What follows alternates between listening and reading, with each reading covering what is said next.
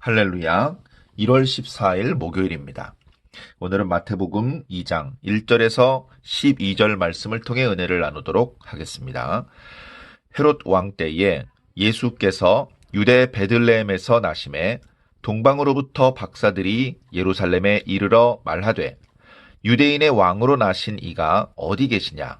우리가 동방에서 그의 별을 보고 그에게 경배하러 왔노라 하니 헤롯 왕과 온 예루살렘이 듣고 소동한지라. 왕이 모든 대제사장과 백성의 서기관들을 모아 그리스도가 어디서 나겠느냐 물으니 이르되 유대 베들레헴 이오니 이는 선지자로 이렇게 기록된 바 또 유대 땅 베들레헴아 너는 유대 고을 중에서 가장 작지 아니하도다. 네게서 한 다스리는 자가 나와서 내 백성 이스라엘의 목자가 되리라 하였음이니이다. 이에 헤롯이 가만히 박사들을 불러 별이 나타난 때를 자세히 묻고 베들레헴으로 보내며 이르되 가서 아기에 대하여 자세히 알아보고 찾거든 내게도 고하여 나도 가서 그에게 경배하게 하라. 박사들이 왕의 말을 듣고 갈새 동방에서 보던 그 별이 문득 앞서 인도하여 가다가 아기 있는 곳 위에 머물러 서 있는지라.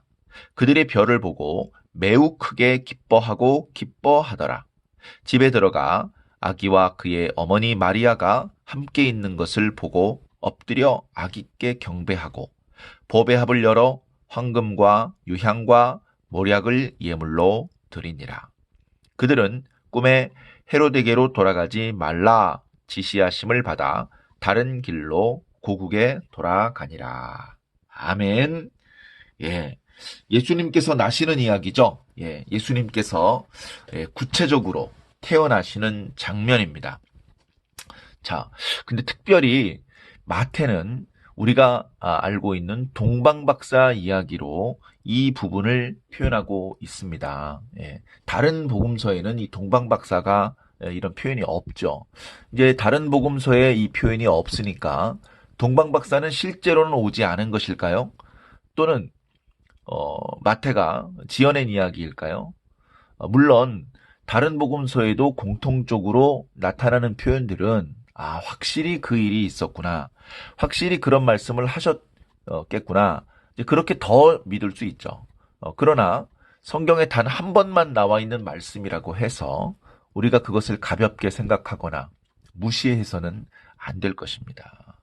특별히 마태가 동방박사 이야기를 여기 포함시킨 데에는 마태의 마음속으로 마태의 생각이 그러니까 다른 사도들이 미처 캐치해내지 못한 부분을 마태가 캐치해내고 그걸 발견하고 깨닫고 그것을 표현하고 있는 것이라고 그렇게 읽어주시기를 부탁을 드립니다. 자, 박사들이 어디로부터 왔느냐? 동방으로부터 왔다고 합니다. 유대 땅으로부터 동방. 그러니까 오늘날 우리나라가 있는 이런 먼 동방을 말하는 건 아닐 겁니다. 유대 땅으로부터 동쪽으로 가면요. 이제 과거에 바벨론이라든가 페르시아가 살던 지역이 나오고 거기서 더 동쪽으로 가면 인도 지방이 나올 거고요. 거기서 더 동쪽으로 가면 이제 중국 지방이 나올 거고 거기서 더 동쪽으로 가야 우리나라가 나오는 것이거든요. 그래서 당시에는 이제 우리나라까지 이 어떤 정보가 없는 시대였고 이 시대에 보통 평균적으로 동방이라고 말했을 때는요. 과거 바벨론과 페르시아가 다스리던 그 지역을 말하는 것입니다. 동방이라는 말 자체가 동쪽을 뜻하기도 하고 해가 떠오르는 곳을 뜻하기도 하고 빛이 있는 곳 이런 의미로 의미가 확장되었고 그래서 지혜가 있는 곳이라는 의미로 그렇게 널리 쓰여지고 있었습니다. 그곳에서 온 박사가 있다고 했는데요. 이 박사들도 처음에는 이제 메소포타미아 지역에서 제사장의 역할을 하는 사람들을 가르치는 단어였지만 시간이 흐르면서 그런 제사장, 종교적인 어떤 의미보다는 뭔가 철학적인 또는 점성술 또는 과학, 의학 이런 어떤 일반인들이 잘 모르는 것을 잘 알고 있는 사람, 그런 어떤 의미로 쓰이는 것입니다. 오늘날 우리가 생각하는 그런 박사, 대학교에서 오랫동안 공부를 해서 학위를 받은 뭐 그런 의미가 아니고요. 예. 그런 동방, 빛과 지혜가 있는 땅에서 남달리 많은 학문을 깨우친 이제 그런 사람들이 별을 보고 이것은 그냥 별이 아니구나. 아주 위대한 왕이 나시는 것을 알려주는 그런 별이구나. 그것을 깨닫고 별을 찾아 이동을 하는 과정에서 박사들이 함께 만나게 되었고 그 박사 일행들이 지금 예루살렘에까지 온 것입니다. 물론 말씀을 읽어보면 박사가 3사람이었다 이런 기록은 없어요. 그냥 박사들 2사람 이상이었다 이렇게 우리가 알 수 있고요. 마지막에 예물을 3가지를 내놓은 것을 보면서 아마도 이때 예수님을 영접했던 경배를 드렸던 동방 박사는 3사람이었지 않을까 그렇게 우리가 짐작을 해봅니다. 또 구전에 의하면 3사람이었다고 그렇게 이야기를 하고 있습니다. 이 사람들은 틀림없이 이방인들입니다. 이 사람들은 유대인, 아브라함의 직계 후손이 절대로 아니죠. 이방 사람들. 그러니까 언어도 조금 다르고요. 생김도 많이 달랐을 것입니다. 그런데 그들은 어떻게 별을 따라서 예루살렘까지 오게 되었을까요? 그들은 아마도 자기 지역에 살고 있는 유다인이었는데 이제 바벨론 때 포로로 끌려왔던 그런 우리가 디아스포라 유대인이라고 말하는 그런 유다인들로부터 이제 구약에 별을 통해서 메시아가 나심을 이렇게 알려주신다는 그런 이야기를 구전으로 들었을 것입니다. 그리고 그런 이야기를 알고 있는 상황 속에 일상적이지 않은 별이 나타남을 보면서 그것이 바로 메시아, 유대인의 진정한 왕이 나시는 것을 알려주는 별이라고 이렇게 느낀 것이죠. 그 과정에서 당연히 하나님께서 역사하셨을 것입니다. 하나님께서 동방으로부터 박사들이 예물을 가지고 예수 그리스도를 찾아와서 그가 나시자마자 경배를 드리도록 그렇게 하나님께서 인도해 주셨을 것입니다. 그래서 하나님께서 세심하게 그 동방 박사에게 구약의 별을 통해서 메시아가 나신다는 사실을 알려주셨고 그리고 별이 나타났을 때 그 별을 알아보게 하여 주셨고 예물까지 챙겨서 먼 길을 떠나는 모험을 감행하도록 그들의 마음을 감동하셨던 것이죠. 자, 그렇게 동방에서 박사들이 출발을 했습니다. 먼 길을 걸었습니다. 많은 어려움도 있었겠지만 극복하고 유대 땅에 도착을 했습니다. 유대인의 왕이 나신다는 것을 알고 왔기 때문에 그들은 자연스럽게 도읍인 예루살렘으로 갔을 것이고요. 왕궁을 찾아갔을 것입니다. 그런데 당시 예루살렘에는 헤롯이 왕 노릇을 하고 있었습니다. 헤롯은 사실은 이스라엘 민족이 아니었습니다. 헤롯은 이두메 출신이었고 에돔 족속 사람이었습니다. 이스라엘 사람들을 통치할 만한 자격이 없는 사람이었습니다. 그러나 그는 권모술수에 능하기 때문에 당시 실질적으로 그 지역을 지배하는 로마에 많은 뇌물을 보내고 또 여러 가지로 사람들을 만나고 그래가지고 그 유대 땅에 왕으로서의 권리를 얻어서 거기서 이제 왕 노릇을 하는 것입니다. 로마에는 인정을 받았지만 유다 사람들한테는 인정을 못 받고 있었죠. 그래서 유다 사람들의 환심을 사기 위해서 하스모니안 그 가문의 공주와 결혼을 합니다. 그리고 유다인들이 가장 바라고 있었던 그 성전, 과거 수룹바벨에 의해서 이제 재건되었던 성전인데요. 너무나 볼품이 없으니까 그것을 화려하게 장식하고 또 큰 규모로 증축을 하는 공사를 합니다. 40년도 넘게 걸렸다고 합니다. 그 성전, 그런 어떤 성전 건축을 통해서 이제 유다인들의 환심을 사고 유다인들의 실질적인 이제 왕으로서 군림을 하고 있을 때였습니다. 이제 그런 내막은 모르는 동방 박사들이 이제 왕에게 이제 아들이 태어난 것일 수 있을 것 같다. 지금 현재 왕이 이제 아들을 낳아서 그 아기가 장차 위대한 이제 메시아의 역할, 위대한 왕의 역할을 하게 되는 것이겠지 하면서 이제 궁으로 간 것이겠죠. 그래서 유대인의 왕으로 나시는 이가 어디 계시냐 이렇게 물어보았습니다. 근데 그 말을 듣고 별로 기뻐하지 않았어요.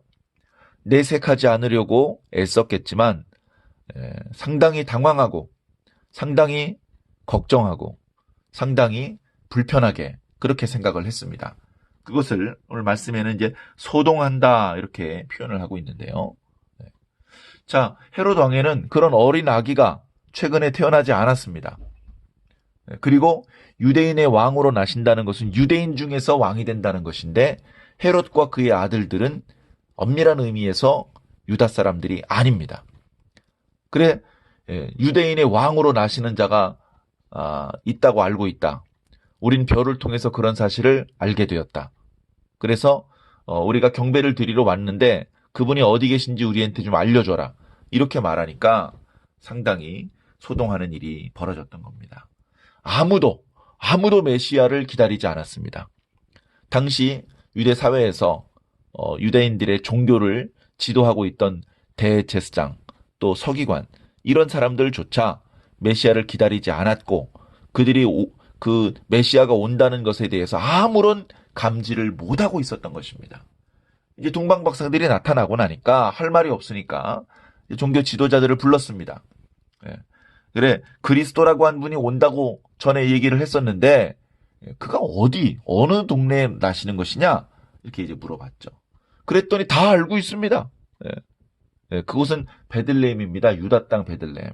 이제 베들레헴이란 말 자체가 떡집, 오늘날 우리가 표현하는 방앗간 이런 의미가 있기 때문에 유대 땅에만 베들레헴이 있는 건 아니고요. 갈릴리에도 베들레헴이 있습니다. 그러니까 구별하기 위해서 유대 땅에 있는 베들레헴입니다. 왜냐하면 미가 선지자가 예언을 했기 때문에 그렇습니다. 라고 하면서 구약 성경의 한 구절을 인용해 줍니다. 아, 그렇구나. 베들레헴이구나. 하면서 7절에 보니까 헤롯이 가만히 박사들을 불렀다라고 말하고 있습니다. 이제 가만히 불렀다는 뜻은요. 몰래 불렀습니다. 많은 신하들이 있는 가운데서 부른 게 아니고요. 아무도 없는 그런 시간에 아무도 없는 방으로 그 박사들만 불러서 조용히 얘기를 한 것이죠. 베들레헴이라고 합니다. 베들레헴이 그리스도가 나시는 곳이라고 구약 성경에 예언이 되어 있다고 합니다. 그러니 그쪽으로 가보십시오. 그리고 가서 아기를 찾게 되거든 그 아이를 찾자마자 자신에게도 연락을 주십시오. 나도 그 왕에게 경배를 드리고 싶습니다. 이제 이렇게 그 박사들을 안심시켜서 보냈죠. 그래 그 박사들은 베들레헴 쪽으로 이제 걸어가고 있었습니다. 그러다가 자신들이 고국에서 보았던 별을 다시 본 것이죠. 그 고국에서부터 보았던 별이 더 가까이 와서 더 강하게 힘있게 움직이다가 멈춰 서는 겁니다.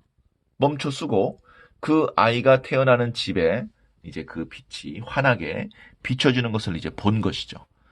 이제 10절에 보니까 그들이 별을 보고 매우 크게 기뻐하더라.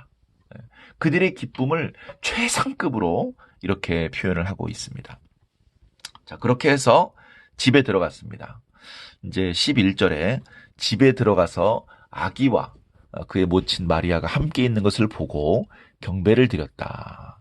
이 말씀을 보고 또 의아해하는 분이 있을지 모릅니다. 누가복음에는 분명히 마구간이라고 되어 있는데 우리 다 마구간이라고 알고 있는 거 아니었어? 근데 집에 계시다고? 집에는 자리가 없다고 그러지 않았나? 그래서 할 수 없이 마구간에 가서 아이를 낳은 것 아닌가? 예, 그랬습니다. 호적하느라고 사람들이 갑자기 많이 찾아서 집이건 여관이건 빈 방이 없었죠. 빈 방이 없다 보니까 마구간으로 간 것입니다. 마구간에서 이제 예수님이 태어나셨죠. 그런데 누가 아기가 태어났다고 하는데 계속 마구간에 두겠습니까? 옆에서 얘기를 했겠죠. 아니 아기가 태어났는데 아무리 방이 없어도 그렇지 어떻게든 방을 마련해 보세요. 그래가지고 누군가 양보를 했을 수도 있고 그래서 이제 그 아이를 안고 방으로 갔겠죠. 예, 집에 들어간 것입니다. 그리고 이제 목동들과 달리 동방박사들은 이제 그 아이와 모친을 방으로 옮긴 이후에 그 베들레헴에 도착을 한 것이죠. 그렇게 해서 이제 봅니다. 보고 정확히 경배를 받아야 될 분이 아기라는 것을 알고 아기를 향하여 경배를 드리고 준비했던 예물을 드립니다. 황금과 유향과 몰량입니다. 이 예물의 의미는 우리가 다 잘 알고 있죠. 황금은 왕권을 상징하고요. 그 다음에 유향은 신성, 신의 성품을 상징하고, 그러면서 또 몰약은 이제 여러 용도로 쓰이는데 특별히 여기서는 예수님의 고난, 특별히 죽은 그 시체의 몸에 바르는 그 약품이기 때문에, 그런 용도로도 쓰이기 때문에 예수님의 죽으심을 벌써 여기서 암시하고 있다. 그렇게 볼 수 있습니다. 아니, 불길하게 이제 막 태어난 아이에게 몰약을 선물하다니, 이렇게 할 수 없는 것은 예수님께서 우리를 위해 죽기 위해 오신 분이기 때문에 그렇습니다. 자, 이렇게 베들레헴의 아무개 집에 예수님께서 태어나셨다는 사실을 이제 헤롯한테 알려주면 예수님께서 위험해지실 수 있습니다. 그래서 이제 꿈에 헤롯에게로 돌아가지 말고 다른 길로 돌아서 고국으로 돌아가라, 이렇게 지시를 하셔서 이제 박사들은 헤롯을 만나지 않고 바로 고국으로 돌아갔고요. 나중에 이제 헤롯이 박사들이 자신을 속였다는 것을 깨닫고 화를 내는 모습이 뒤에 나타나고 있습니다. 자, 이제 1장과 달리 2장에서는요, 뭔가 등장인물이 있고, 주고받는 대화가 있고, 이리저리 이동하는 모습들이 나타나서 박진감 넘치고, 어떤 재미있는 이야기가 전개되는 것 같은 그런 양상입니다. 그러나 우리는 어쨌든 여기서도 뭔가 우리에게 주시는 말씀, 우리에게 주시는 메시지를 발견해야 됩니다. 자, 1절에 헤롯이 왕위로 있을 때 예수님께서 오셨다 그랬죠. 헤롯 왕. 그런데 2절에 유대인의 왕으로 나시는 자가 누구냐? 야, 큰일 났습니다. 두 왕이 동시에 출현을 한 것입니다. 헤롯 왕이 죽고, 그리고 유대인의 왕이 새로 태어나셔서 그가 왕위를 이어받고, 이제 이런 게 아니고요. 동시대에 두 왕이 나타난 것입니다. 물론 의미는 다릅니다. 하나는 땅에서도 조그마한 귀퉁이를 다스리는 그런 왕이고요. 그리고 예수 그리스도는 만왕의 왕, 모든 땅과 하늘과 우주와 모든 물질 세계와 비물질 세계를 모두 통솔하시는 진정한 왕이시죠. 진정한 왕. 좁게 보더라도 유대인의 왕은 유대인 중에서 나야 됩니다. 유대인 중에서도, 유다 지파 중에서도 다윗의 자손 중에서 나와야 됩니다. 그래서 다윗 언약의 성취로 메시아가 나셔야 되는 것을 강조하기 위해서 우리는 1장에서 족보를 살펴보았고, 또 예수님의 부친이 요셉이 다윗의 자손이라는 것을 힘주어 강조했던 것입니다. 그런데 지금 이제 헤롯은 말씀드렸던 것처럼 유다 사람이 아닌 것이죠. 그렇기 때문에 자신의 왕으로서의 정통성이 약하기 때문에 헤롯 왕은 두려워할 수밖에 없었고 근심할 수밖에 없었습니다. 근데 말씀을 보니까 3절에 헤롯 왕뿐 아니고 온 예루살렘이 듣고 소동했다. 헤롯 왕은 왜 근심했는지 알 것 같습니다. 그런데 진정한 메시아를 기다려야 마땅한 온 예루살렘이라고 표현되고 있는 유대인들과 그들의 종교 지도자들, 왜 그들도 소동하고 그들도 근심하고 그들도 탐탁치 않게 생각했을까요? 영적으로 무지하기 때문에 그렇습니다. 그들은 빛에 속하지 않고 어둠에 속했기 때문에 빛이 왔는데도 깨닫지 못하고 오히려 죽이려고 하는 그런 역할을 맡게 된 것입니다. 그래서 예수님께서 아기가 아니라 장성한 상태로 이제 성령을 받아서 백성들 앞에 서게 되더라도, 그렇더라도 당시 유대인들, 특별히 지도자들은 예수님을 거부할 것이 여기서부터 나타나고 있는 것이죠. 그렇게 정말 메시아를 기다리고 메시아가 오셨을 때 영접하고 그 메시아를 믿고 따라 주었어야 될 유대인들, 하나님의 백성들은 오히려 예수님을 영접하지도 않고 예수님께서 나타나셨는데도 거부하는 모습을 보입니다. 그런데 뜻밖의 어디로부터 왔는지, 그들의 이름이 무엇인지도 알려져 있지 않은 아주 작은 소수의 무리인 동방박사들이 오히려 메시아를 영접하는 일이 나타납니다. 구약 성경도 제대로 모르는 그런 이방인들이 예수님께 정확히 찾아와서 예수님께 경배를 드리고 예물을 드리는 이 모습은 이건 무엇입니까? 마태는 바로 이 모습이 아브라함 언약의 성취라고 생각을 한 것 같습니다. 1장 1절에 예수 그리스도는 누구시냐? 아브라함의 자손이고 다윗의 자손이다. 우리는 예수님이 다윗의 자손이라는 그런 표현만 익숙하게 썼었는데요. 아브라함의 자손이기도 합니다. 아브라함의 언약의 성취를 보여주시는 그런 분이기도 한 것입니다. 그래서 예수님께서는 유대인들뿐 아니고 모든 이방인들까지도 당신의 백성으로 품을 수 있는, 아브라함 때문에 그 복이 열방으로 퍼져나갔던 것처럼 예수님 덕분에 하나님의 구원이 이방인들에게까지도 흘러 넘쳐가는 그런 모습을 상징적으로 보여주고 있습니다. 자, 여러분, 예수님께서 다시 오실 때는 어떨 것 같습니까? 많은 사람들이 예수님을 알아보고 예수님을 영접할 것 같습니까? 어쩌면 예수님께서 처음 오셨을 때와 마찬가지로 예수님께서 다시 오실 때도 사람들이 알아보지 못하고 영접하지 못하는 그런 안타까운 일이 벌어지지는 않을까요? 오늘 예수님을 믿고 있는 우리들은 예수님을 바르게 믿고 있으며 예수님께서 다시 오실 때에 예수님을 정확히 알아보고 예수님의 그 받으시기에 합당한 경배를 드릴 수 있을까요? 예수님께서는 왜 누가복음에 인자가 올 때에 세상에서 믿음 가진 자를 보겠느냐 이렇게 탄식하는 말씀을 하셨을까요? 그 누구도 자신할 수 없습니다. 내가 예수님 영접할 거야. 난 당연히 영접할 수 있지. 우리는 그렇게 되기를 바라고 있지만 실질적으로는 알려져 있지 않은 사람들이, 그저 소수의 사람들만이 다시 오시는 예수님을 영접하는 그런 모습은 아닐까. 우리들의 신앙을 다시 한번 점검해 보아야 할 것 같습니다. 메시아가 오셨습니다. 메시아가 오셨는데 한쪽에서는 소동을 합니다. 그리고 또 한쪽에서는 기뻐합니다. 얼른 보아도 소동하고 근심하고 예수님을 불편하게 생각하는 사람들이 훨씬 많은 것 같습니다. 예수님께서 다시 오실 때도 크게 다르지 않을 것 같아서 걱정이 있습니다. 그럼에도 불구하고 우리 예수님의 말씀을 잘 기억하고 예수님의 뜻대로 잘 살아가면서 다시 오실 예수님을 소망하시기 바랍니다. 예수님께서 다시 오실 때에 예수님을 올바르게 영접할 수 있는 저와 여러분들이 꼭 되기를 주님 이름으로 간절히 축원합니다. 아멘.